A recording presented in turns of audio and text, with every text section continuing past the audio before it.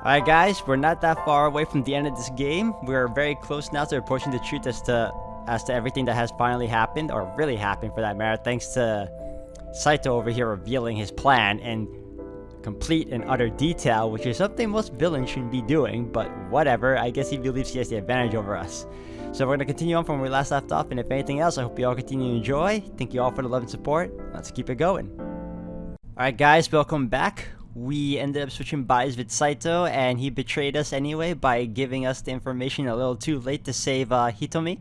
But right now we were rescued by Aiba. Aiba's voice barely resonated. My eyesight was hazy, a heap of broken images.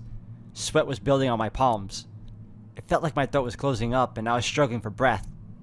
In my ears, the rushing blood of my heartbeat was the only sound. Everyone's dead. Shoko, Renju, Iris, Ota, Hitomi. Boss. The flesh remains, the mind is lost. I couldn't do anything. Saito had me right where he wanted me. Nothing. Nothing. Parallel worlds exist. The words suddenly echoed in my head. I couldn't remember who or where or why, but I thought that if there really was such a world, then me in that world, I is another. Could I have had a better future? I prayed that I could. I felt my consciousness sink into a black abyss.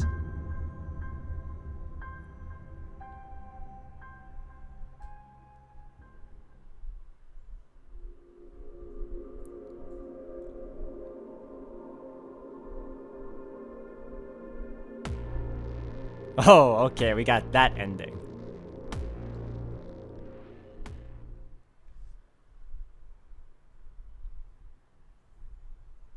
Annihilation route end.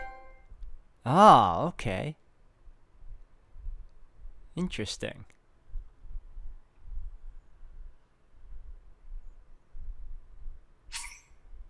Ah, yes, I would love to save. Fortunately, I know which, I know where to go next.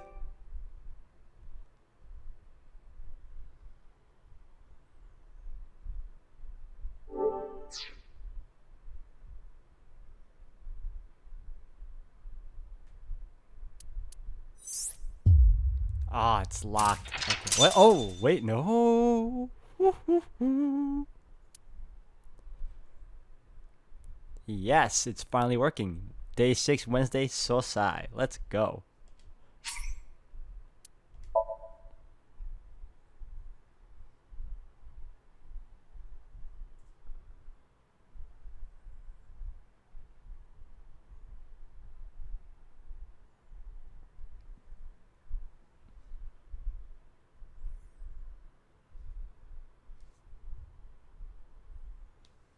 Abandoned factory, 12:55 a.m.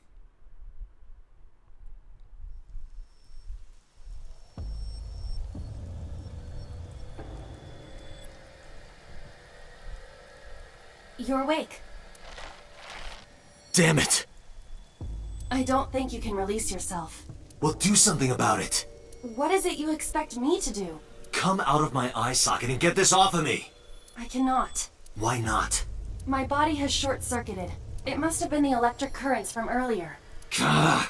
But fortunately, my communication functions are still operational. I attempted to reach HQ and Abyss personnel for support. And? No response. They ignored you? There must be pressure from the higher-ups, likely a result of Congressman Tsujima's interference.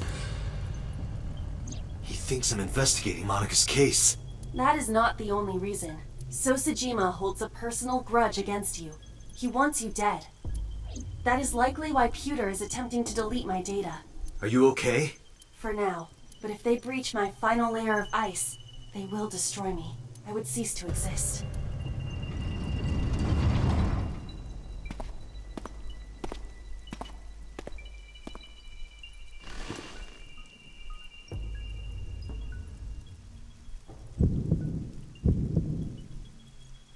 You're Saito Tsujima. Oh, so you figured it out. Renju's body on the ground, without his left eye. You were inside Renju, weren't you? Until just now? You used the machine to exchange minds, then got rid of his body. Close, but you're a little off. I didn't get rid of the body. He died of natural causes. But what interests me more is you.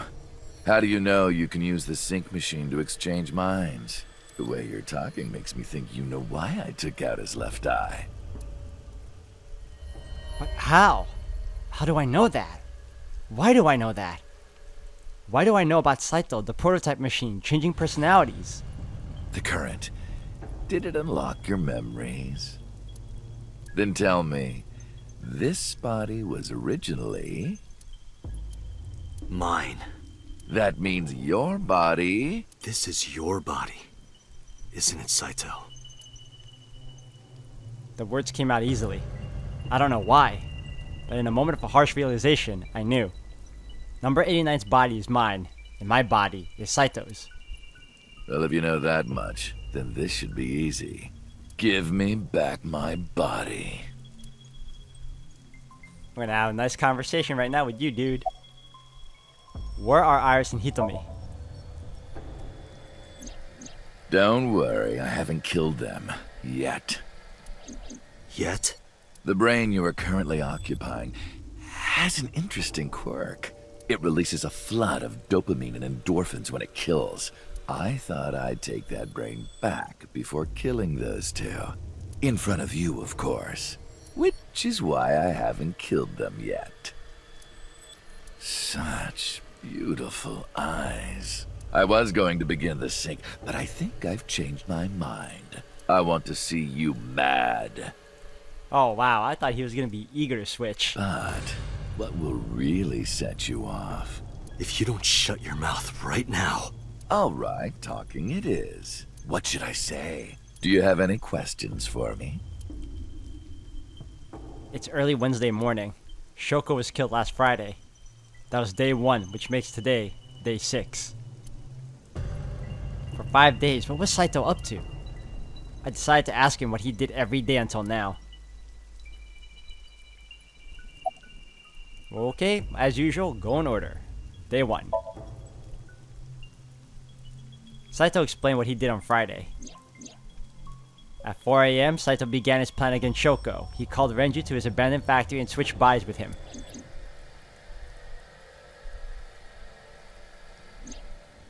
After taking Renju's body, Saito killed Shoko, then brought the body to Bloom Park.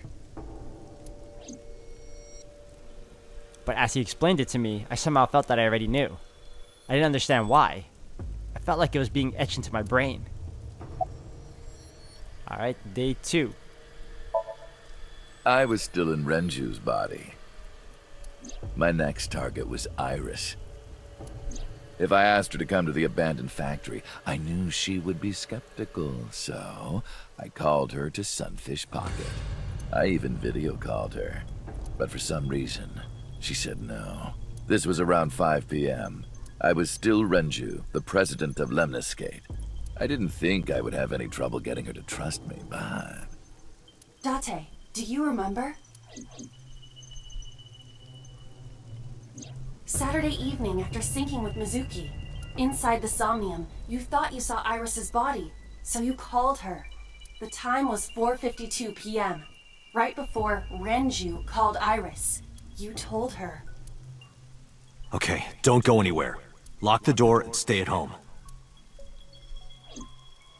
Iris didn't accept Saito's proposition because of your warning. Ah, so he saved her during that time. Cool. If you did not warn her... She would have been taken here. I decided to pick her up in Renju's car. I thought that if she saw me in person, she would trust me. However... You got in an accident around 6:10 p.m. and lost consciousness. So unlucky. My plans were ruined, but my ultimate goal is still achievable. So it's all good. Okay, day 3 it is.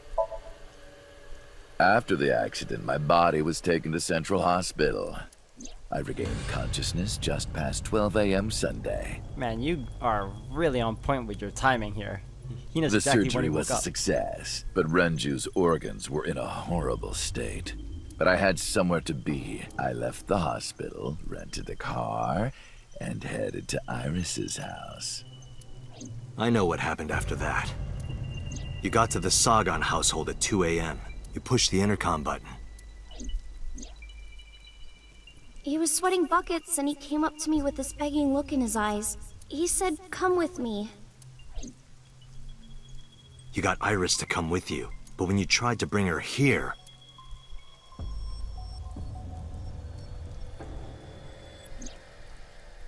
I got scared. I pulled my hand away and ran.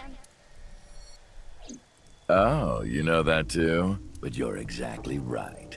I was planning to put her to sleep in the car, but I didn't have my drugs on me. The sleeping pills were inside Renju's crushed car.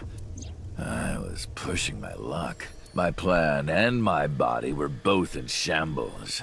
I'm sure the painkillers were affecting me as well. My mind was scrambled, and I couldn't think straight. I couldn't chase after her. I needed to sleep. I managed to make it back here and collapsed on the ground. Next thing I knew, it was the next day. I woke up around noon on Monday. Renju's body was about to expire. Alright, day 4. By Monday, Renju's body was almost completely dead. And of course, my consciousness as well. That's when I got a call from a Mr. Amanoma. The man you call Pewter. I knew the story after that.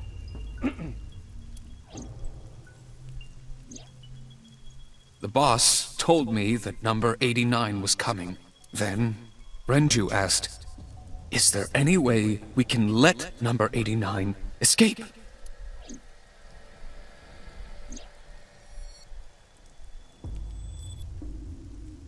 So Pewter came up with a plan to help number 89 escape. Rohan as number 89 got into the car with Saito as Renju and fled from the police.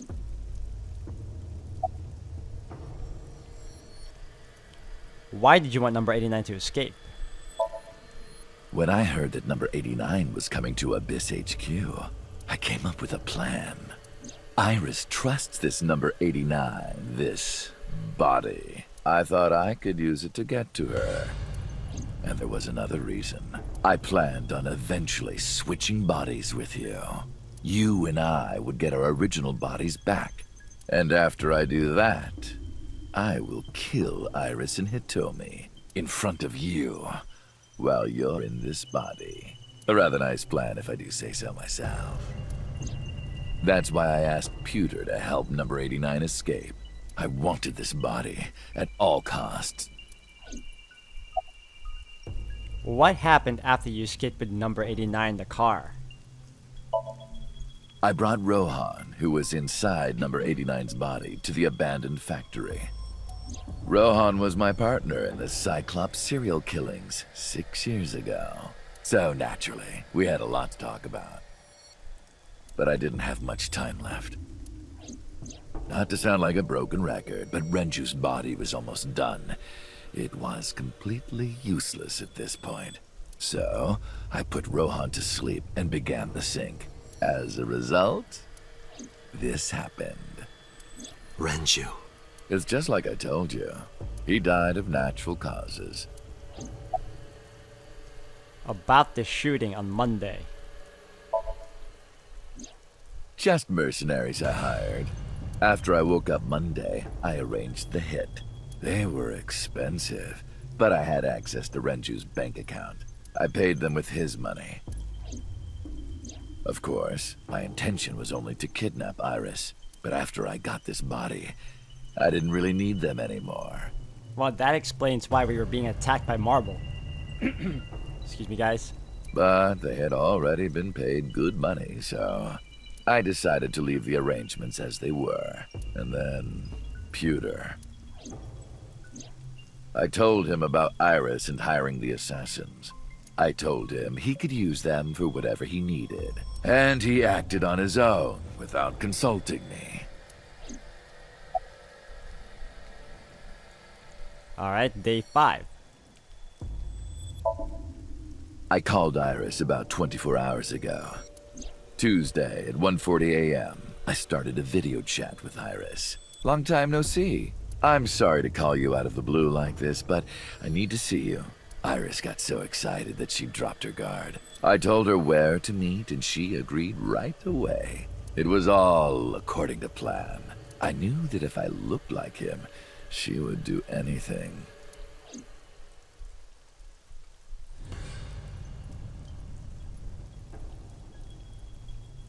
I've been looking for him for 6 years. I see.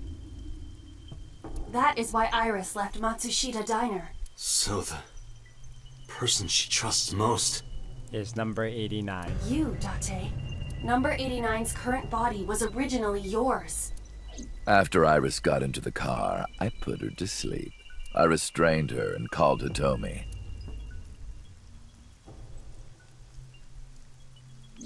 I have your daughter. Don't call the police or she dies. I used Iris to reel in Hitomi. And you. It's gonna be a pain in the butt to explain to Hitomi how there was body switching involved here. Like, I don't think she's gonna believe that at all once this is all done and over. Thanks for being so cooperative, but you did drag your feet. I was getting tired of waiting. Why was Shoko's rental phone in the horse?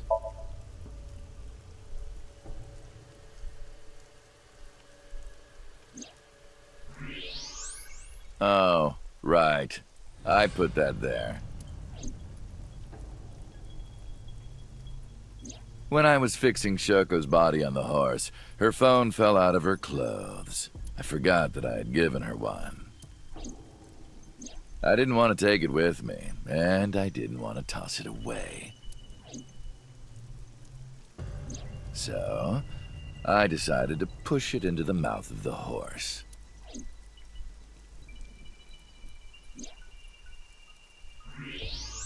The merry-go-round horse's mouth was hollow, which allowed the phone to fall down into its body. About Monika's murder 18 years ago. I was only 12, but I remember it vividly.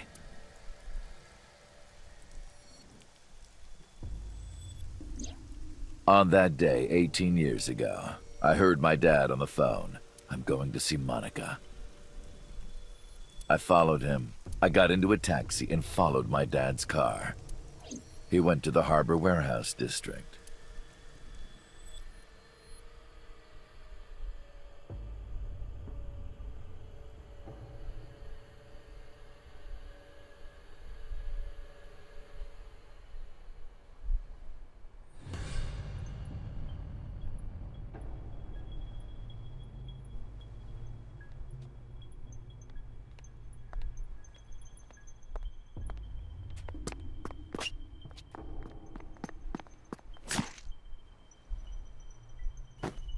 At only 12 years old, and he's already murdering.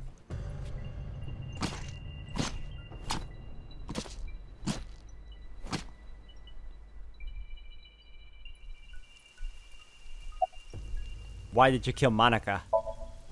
I've only ever been happy when I was killing something. Before Monika, I would kill cats and pigeons. It was the only way I could feel happiness. The only way I could feel anything. But like a drug, I eventually grew a tolerance to it. Next, I'll kill a human. That's when I found out about Monika. That woman took my dad from me. And she stole all the happiness from my house. So I chose her as a target. I was born with a brain disorder. I can't secrete oxytocin from my pituitary gland. And I didn't have a mother. Not a real one, I mean. My mom died giving birth to me. So, naturally, my emotions toward my dad were complicated. Sometimes I think, if I didn't kill Monika, would things be different? Maybe the murders 6 years ago never would have happened. Me, you, Rohan. Maybe none of us would have gotten mixed up in this. And maybe Shoko Nadami never would have gotten killed. Isn't destiny a curious thing? One mistake can change so many lives. But it wasn't a mistake. He wanted to do that. Alright, let's listen to the rest. Sorry, I don't have anything else to say to you. And even I'm growing tired of seeing that twisted, angry face of yours. So, shall we get started? Give me my body back.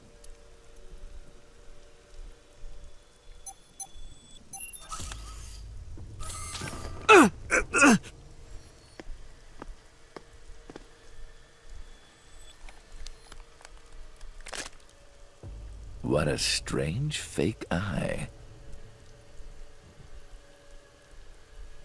Oh well.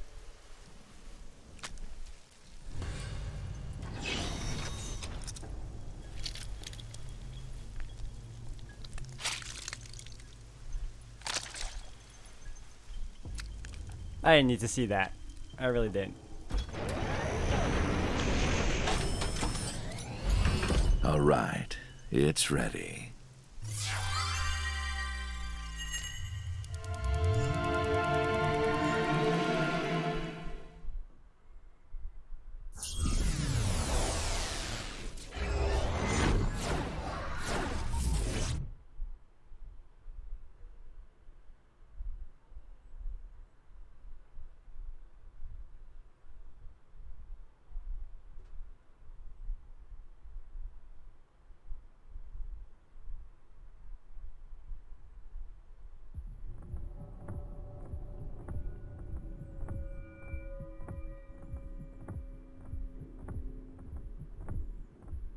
This is the sync room. What on earth is he doing? That was... Damn it, why can't I wake up?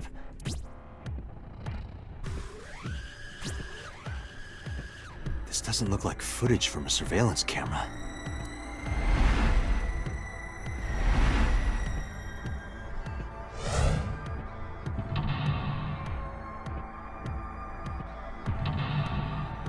Uh-oh. We don't have Iris's help this time.